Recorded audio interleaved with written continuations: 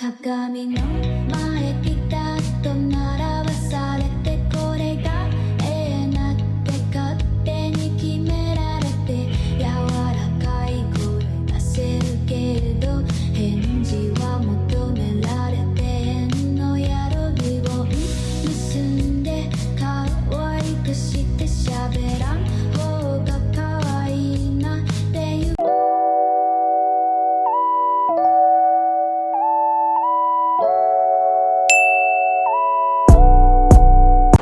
Hi guys! Welcome back to our new Japan vlog! It's our day 2 here in Tokyo, Japan. And for our itinerary for today is magtutour agad tayo. Yes, for our second day, ara mismo, wala nang patumpik-tumpik, magtutour tayo, Mount Fuji. The reason why kung bakit natin ngayon siya nilagay Friday, today is April 17, 2026. And sobrang aga guys. It's currently 6:17 in the morning pa lang kasi 7 a.m. kasi yung call time natin. Pero anyway, the reason why nga ngayon natin siya nilagay, supposed to be dapat bukas pa, Sabado. Pero nung chinek namin yung mga availability, wala siyang ng Sabado or baka sold out na. And ngayon lang yung available niya. So yun yung kagandahan nung nagplan kami ng itinerary, open yung schedule namin. Kaya sobrang easy na ibaligtad lang yung plano dapat namin na pang ngayon. So bukas namin siya ilalagay. But anyway guys, yung tour natin ngayon is sa Klook ulit kinuha.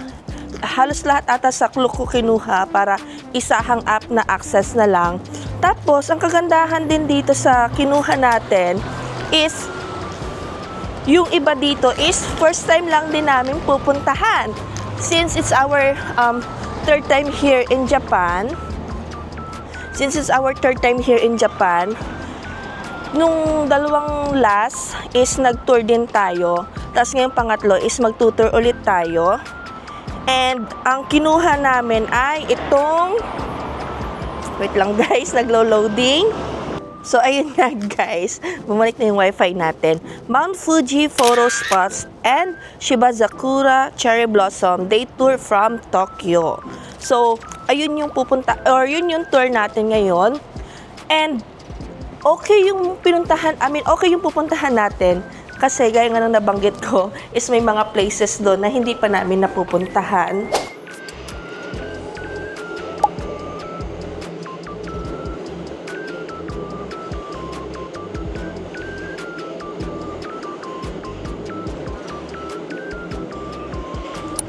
Guys, quick update. So, andito na tayo sa bus. Actually, minibus lang siya.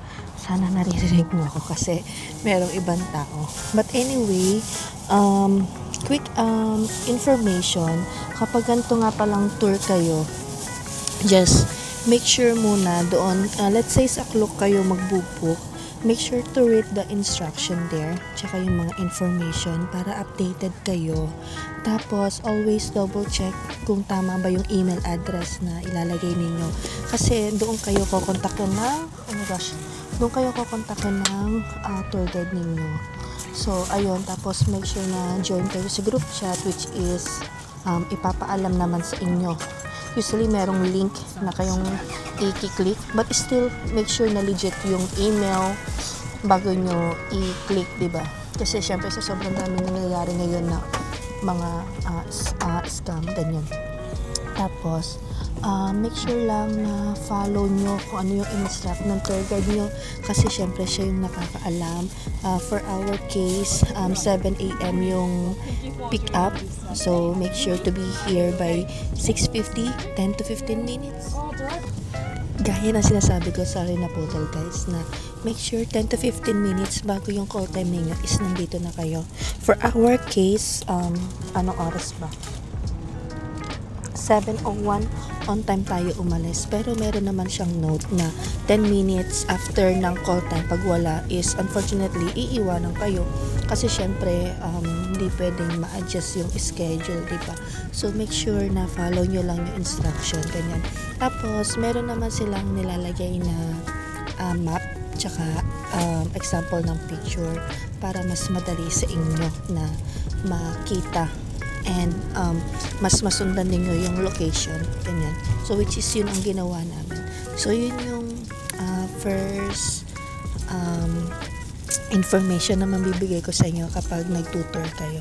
Tapos ngayon, since first stop to, on the way na tayo papunta sa Shinjuku para pick upin yung iba nating mga kasama, ganyan. Tapos after ito, 2 hours kasi yung biyahe para sa ating first stop, kaya make sure, meron na siyang note na make sure na restroom na kayo. Tapos sa case namin, since on time lang kami din umalis sa bahay, so on the way na kami bumili ng breakfast. Pakita ko sa inyo saglit. So, meron na kaming coffee, ayan, sa kanya ice, tapos meron din kaming water, tapos meron din kaming sandwich, ayan, pang breakfast namin. So, meron din namang inunote sila kung pwede ko bang kumain sa bus o hindi.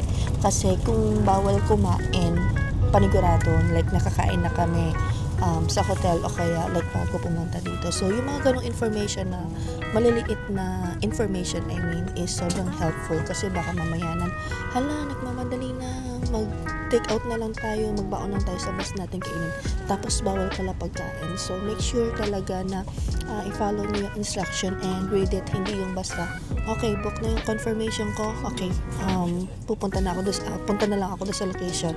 Wala na akong poproblemahin. So, still, very helpful yung mga ganong information. So, make sure na read nyo yung email or yung instruction na marireceive ninyo. It's the highest mountain in Japan with an altitude 3,776 meters. It's an active volcano. So last eruption was 1707, so 300 years ago. Last cut. So, after 2 hours and a half, guys, finally, nandito na tayo sa ating first stop, ang Fuji Motosku Resort. So, medyo nag-traffic tayo sa Tokyo, pero bibigyan pa rin tayo ng 2 hours to stay here. It's currently 10:01 in the morning, and we're gonna be staying here until 11:45. So, 1 hour and 45 minutes. Pero sabi naman niya, 1 hour daw, malilibot na daw natin. Tapos, yung 45 minutes is yung free time natin. Ayan. Tapos, ano pa ba yung mga ibang information na binigay niya sa atin? Nabanggit nga niya na lucky, maganda nga daw yung weather. Makikita natin ang Mount Fuji. Thank you. Ay, binigyan niya tayo ng guide para sa kung anong makikita natin dito. Pero andito yung kasama natin. Siya yung mag-check. At tayo ay mag-vlog, mag-video sa ating Reels, TikTok, syempre mag-picture din. Grabe guys, tignan nyo naman. Sobrang ganda. Alam niyo yung undark ng pagka-pink niya, tapos doon sa side, light pink. Tapos since maaraw nga ngayon, kaya talagang mas tumatama yung yung sinag ng araw sa flowers. Grabe. Tapos tingnan nyo, yung paligid natin green. Tapos dito sa harapan natin pink. Sobrang nagko-complement yung kulay nila. Wow. Pero dito sa part na to, parang meron pang mga space sa pagitan nila. Pero kitang-kita mo naman na. There you go, guys! Mount Fuji! Grabe, ang ganda. Meron pa rin siyang snow. Oh my gosh. Napakaganda. Talagang hindi makatarungan itong camera natin sa sobrang ganda niya ng personal. Alam niyo yung parang para siyang AI. Napakaganda. Tapos, kaharap natin itong field. Tapos, nasa harapan din natin ang view ng Mount Fuji. Grabe naman yun. Wow. Okay, thank you. Everyone. Okay. It's our time. Okay, saan tayo magsisimula? Start tayo sa nakaka-overwhelm kasi puro yung nakikita niya sa paligid. Tapos, lahat maganda. Pero syempre, ang target natin ay magpicture sa view kay Mount Fuji. Oo nga. Tapos, take note, early bloom pa din to. Tapos may nakikita na kami cherry blossom. Oh my God. Oh. Kahapon lang siya nagbukas, pero dapat nag-start siya ng April 11. Dito talaga yung initial start niya. Oh, talaga? April 11 to May 24. But since hindi pa nga ganun ka-blooming yung mga moths, pink moths na yan, so they just opened yesterday. So see, lucky. Lucky tayo ngayon. Ano guys, maya na to siguro field. Doon muna tayo sa cherry blossom. Wala, saya. Alam niyo, medyo naano ako ngayon. Kasi, hindi, alam niyo kung bakit. Kasi yung OOTD ko, wait lang. Mag-OOTD tayo saglit. This is my OOTD for today, guys. Meron tayong, hindi siya totaling long sleeve. Ano bang tawag dito? But anyway, tayo, palda siya. Tapos nakasapatos lang tayo. Tapos nagsando na lang din ako sa loob para kahit papaano ay hindi ako lamigin. Pero, di ba nga, maghahunting tayo ng cherry blossom. Hindi ito yung outfit ko. Meron talaga akong nakaprepare na outfit. Pero since kita nyo, tanaw na natin yung cherry blossom. So, okay lang. Pinaghandaan ko din naman yung outfit natin for today. Pero, meron talaga akong outfit pang cherry blossom. But it's fine. As long na meron tayong view ng cherry blossom.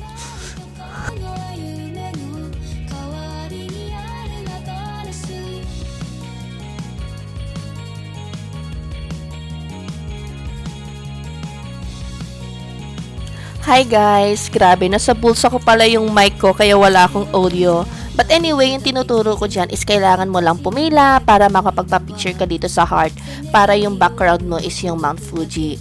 Tapos, this time naman is nakapila siya para dito naman sa door. And actually, maraming picturean dito guys. Hindi lang yan dalawa. And also, ganito lang yung setup natin. Kapag nagpipicture, meron tayong tripod tapos yung camera natin. And kailan mo nang talagang pumila and hindi ganun katagal kasi mabilis lang yung pila. And look, sobrang cute ng doggy kasi solo shot niya. Tapos, ayun nga, ang background natin ay si Mount Fuji. Tapos, itong tinuturo ko naman this time ay tea. Tea yung tinitinda niya. At tapos, ito naman is kimono. Pero since nakatour nga tayo, we don't have time to do that. Tapos, ayan, lumapit na ako kasi osyoso ako kasi hindi ko alam nung una. Ayan, tapos ang cute ng mga packaging niya. Tapos, ito si auntie, binigyan niya tayo ng hot tea. And in fairness, masarap siya, guys.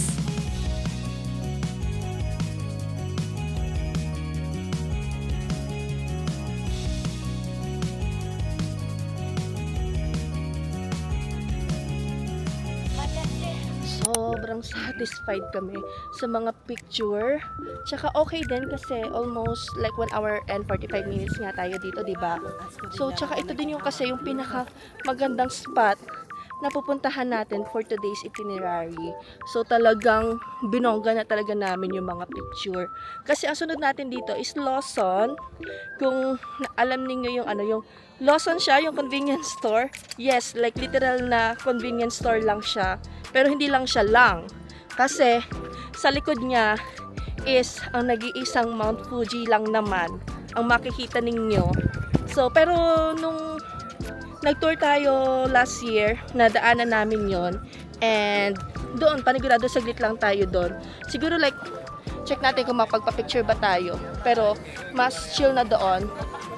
And then, ngayon, since tapos na tayo sa picture, video, andito na tayo sa mga pagkain. Ito, Garden Tower. Oh, I'm not sure. Baka, kita ko may bumababa sa hagdan. Tapos ito, coffee stand. Oh, ito na yung souvenir shop. Pero CR lang kami, guys. Tapos, dito, meron ditong, ano ba to? Vending machine. Tapos, dito, merong kanin. Tapos, meron ding hotdog. And then, this time, ay merong ice cream. Meron ding mais. And then, this side naman, ay, itong potato. Dito, looks like, oh, naka-Japanese lang siya, guys. Mukhang dito ka mag-o-order. Dito, cash. Tapos dito, card. Tapos, pagkakuha mo ng coupon, then tsaka mo ibibigay sa kanila. Ayun na.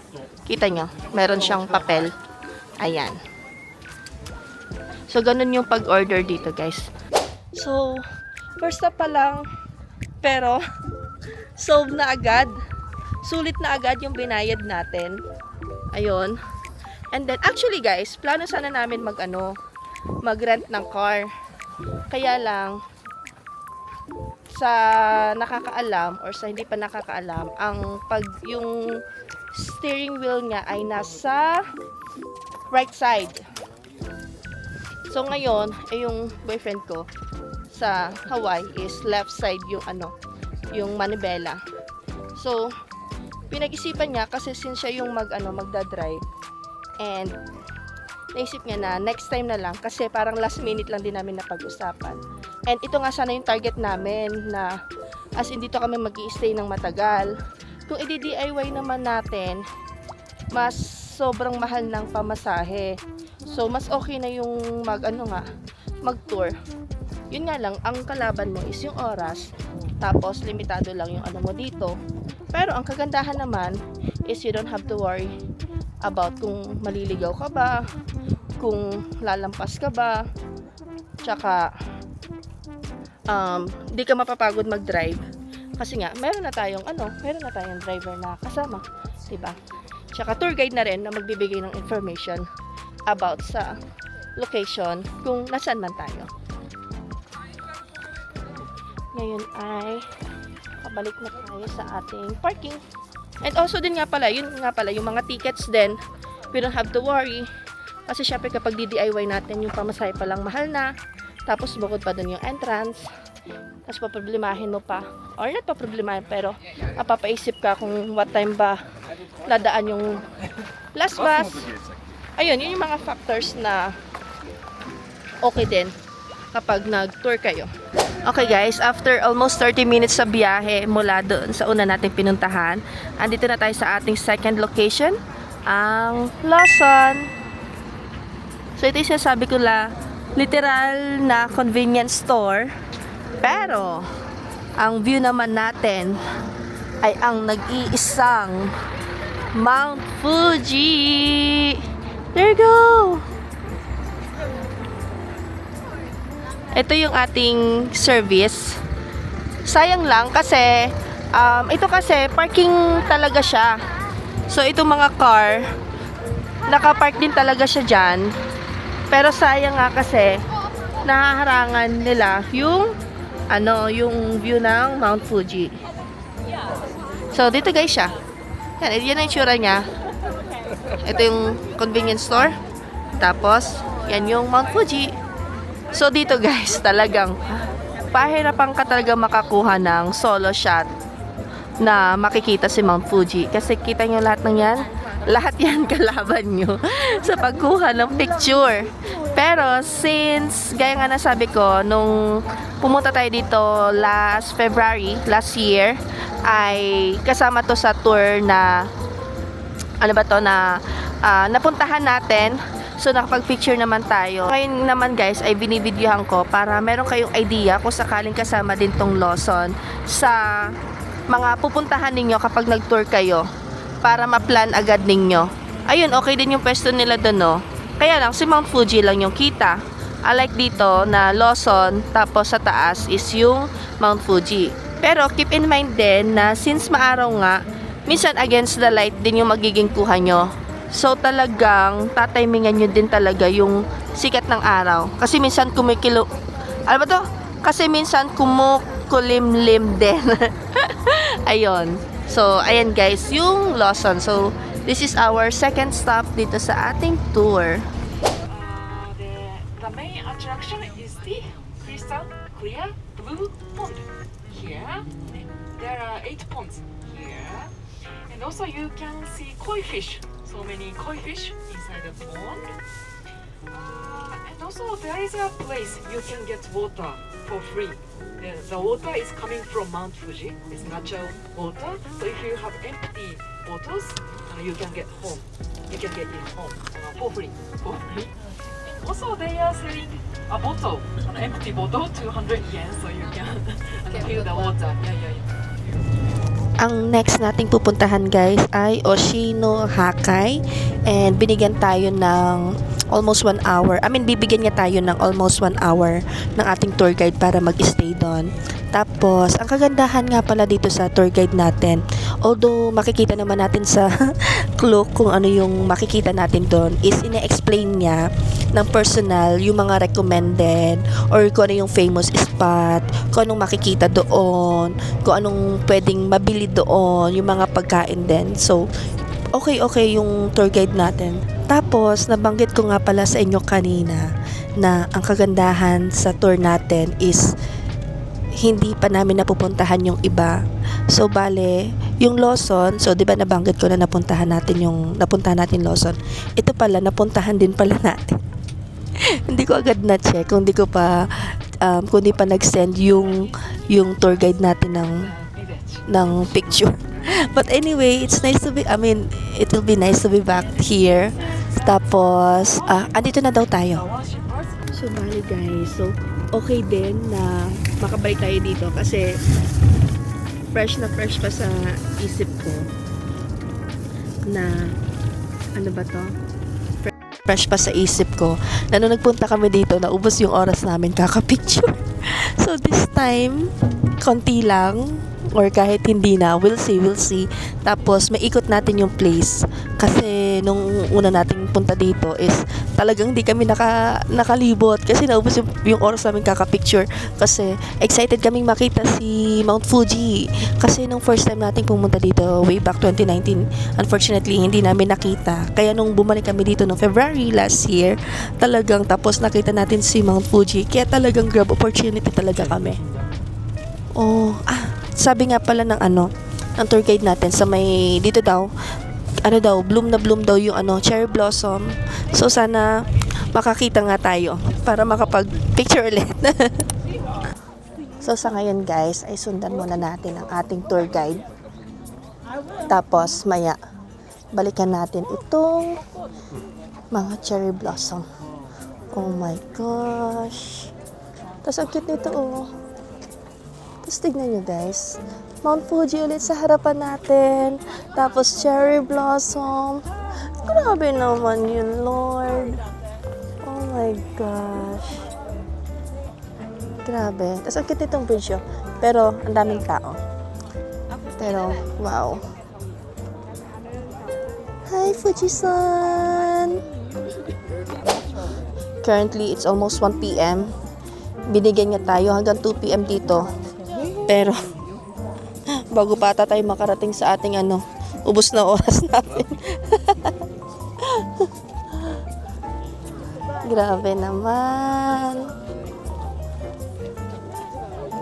Ang ganda. Oh my gosh. Ito yung pinagdadasal namin nung nasa Hawaii pa lang kami. Sabi namin, sana makakita kami ng cherry blossom. Kasi yun talaga yung target natin for this trip na hindi ko akalain na tignan nyo naman, pang second day pa lang natin.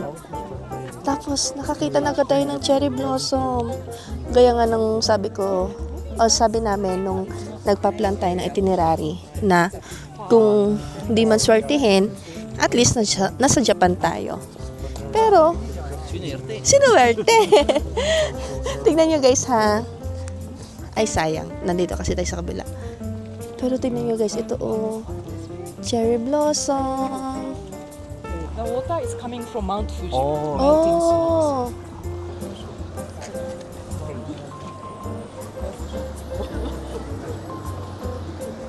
It's good to be back.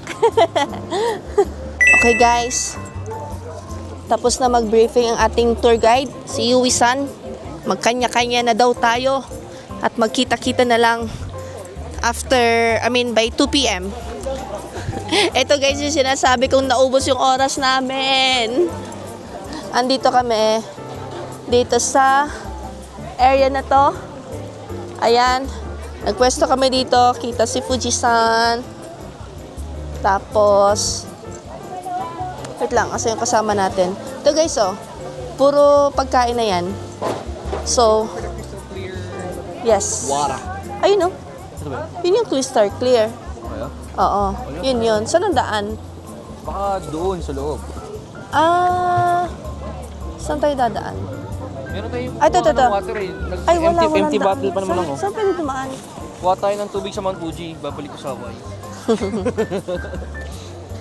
Ito guys. Ako na magaling sa Mount Fuji. Ito guys.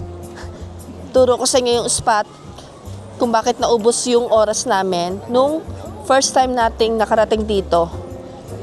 Ito. Kung nasaan sila ngayon. There you go. Ayan, nandito kami. Tapos nasa front natin si Mount Fuji. Sino ba namang hindi mauubos talagang oras kung yan yung katapat mo? Grabe naman. Oh my gosh. So we will try this mochi and it's 150. Yay! Hey, ito mo yung coin purse ko. Ay, gusto niya ipahili yung kanyang coin purse, guys. Tingnan nyo. Naka-organize siya. Cute na. Try.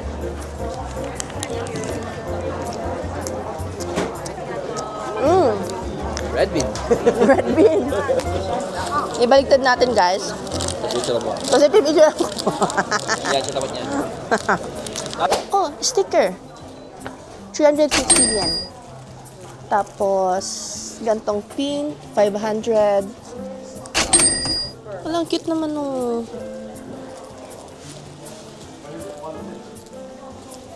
Ito guys, mga keyring. Pakita ko sa inyo yung design. Ayan yung option nyo. Tapos yan din naman yung price. 500 yen. Tapos meron dito sa baba. 500 yen din. This one.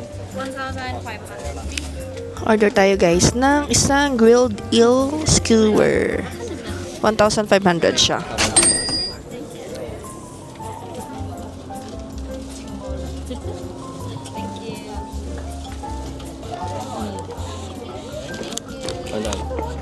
Andan. Sobrang init. Hindi naman. Shop. Ang lambot. Lambot. Shop. Let's go.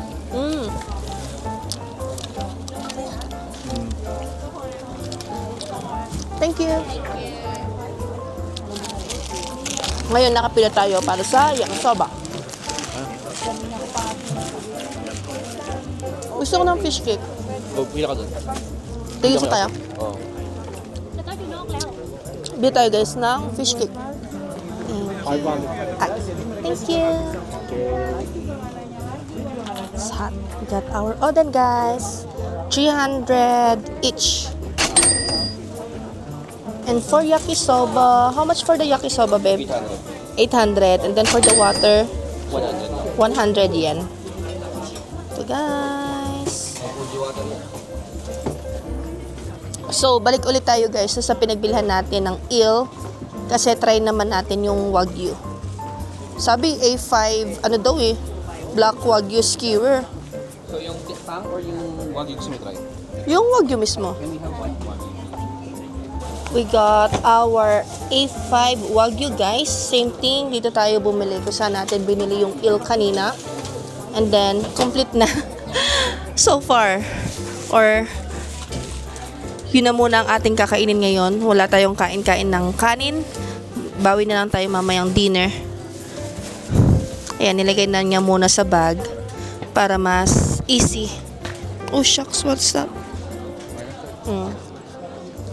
Ngayon guys, ay balik tayo sa may parking na.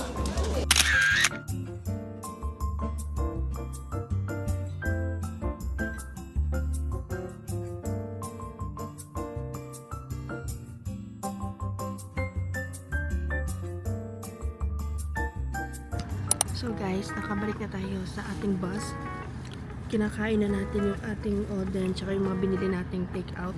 Lumamig na yung oden namin, kakapicture dun sa cherry blossom. So, sobrang ganda. As in, like, wala akong masabi. Like, sobrang ganda. Yung cherry blossom, yung Mount Fuji. Like, grabe. Like, sobrang perfect combination. Like, na-speechless ako kasi hindi ko kasi akalain na makikita natin ang cherry blossom sa second day natin, guys. Imagine, second day pa lang natin. Nakita na natin ang cherry blossom. Na-experience na kapag pa-picture na hawakan ko. Grabe. Ikaw ba? Anong masasabi mo nakita mo ang cherry blossom? All goods. Ano pa? Magandang cherry blossom sa personal. Ganda mo. Personal. Oo. Like, alam niyo yun, yung mga nakikita natin sa video, picture, ganyan. Iba nga pala talaga kapag nakita mo siya ng personal. Like, iba yung feeling, iba yung vibes. Na-experience namin yung autumn, tsaka winter, tapos ngayon, spring. Second day pa lang natin, pero parang parang alam niyo na agad ko na yung favorite season ko. Grabe, ang ganda ng cherry blossom. As in, yung nakita natin so far is yung medyo white, tsaka yung pink. Ayun. Thank you so much. So lastly, still can see Mount Fuji. So today we are going to Lake Yamanaka. Do you know of that place? No? Yes. Guys, look at the view. Oh my gosh. Andito na nga pala tayo sa ating last stop. And it's called Yamanakaku Hananomiyako Park / Lake. Wow. Grabe. Alam niyo ba, yung tour guide natin, dito niya daw tayo dinala sa konti lang daw yung mga turista. So, oo nga kasi konti lang kami. Meron ding ilang like bus, may nakita kami. Pero tignan nyo guys. Ayan, group lang namin yan. Kami-kami lang yun nandito. And guys, look naman. Kuhang-kuha natin yung ng Mount Fuji, oh. Wow. First time lang nga pala natin dito. For the past 2 tours na nagawa natin, hindi tayo nakarating dito. Sobrang peaceful nga naman. Tapos may nakikita pa tayong konting cherry blossom. Ayan. Pero 30 minutes lang tayo dito. Kasi pabalik daw ng Tokyo ay aabutin ulit tayo ng 2 hours. Papuntang Shinjuku. Yun muna ang unang stop. Tapos sa pangalawa is aabutin daw ng almost 3 hours. And then look, sinuwerte tayo kasi nakakita tayo ng swan. Mount Fuji and the swan. Grabe. So ayun nga pala guys, sa ating tour guide, meron daw 5 lake dito sa Mount Fuji. At itong place kung nasaan tayo ngayon, ito daw yung pinakamalaking lake na matatagpuan natin. And we're so lucky kasi nakarating tayo dito. And tignan nyo naman yung view natin. Kitang-kita natin si Mount Fuji. Sobrang peaceful nga naman. Maganda yung weather. Hindi ganong kainitan, hindi ganong kalamigan. Tapos sa paligid natin, sobrang peaceful lang ng lake. Tapos meron tayong view ni Mount Fuji. Tapos sa harapan natin, meron tayong view ng cherry blossom. Grabe, like, sobrang ganda ng tour natin ngayon. At ayokong maging bias since pangatlong experience na natin to ng tour. 2019, 2025, and then ngayon 2026. Pero I would say ito yung pinakamagandang tour na na-experience ko dito sa Japan. Grabe, like unang stop pa lang, nagsimula tayo doon sa flower na pinuntahan natin. Yung flower field ba? Sobrang ganda. Tapos sinundan ng Lawson na chill lang. Tapos yung sumunod yung park na nakabawi tayo, nakatingin tayo para mabigyan tayo ng second chance na okay, meron na kayong picture ngayon, explore me. Check nyo kung anong makikita nyo sa lugar na to, which we did. And then to finale ang ating last stop, itong lake na to. Like Sobrang ganda. Sobrang chill. Hindi yung pagpapawisan ka, ganon.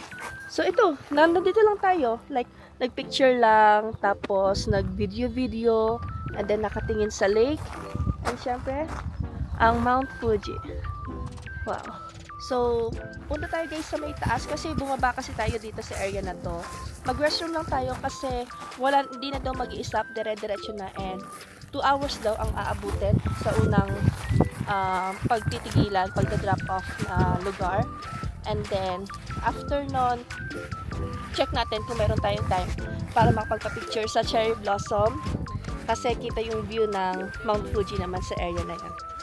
Tapos, ayun nga guys, nung after namin pumunta dun sa park, yung pangatlo, yung bago ito, na-speechless ako, parang hindi ko alam kung anong sasabihin ko sa inyo. Kasi, alam nyo, like, nakatingin lang kami sa cherry blossom, dumadaan kami, yung mga, ang daming puno, na punong-puno ng cherry blossom, tas nakatingin lang kami, tapos pumapatak pa yung kasi medyo mahangin kanina, pumapatak na yung petals, like, sobrang,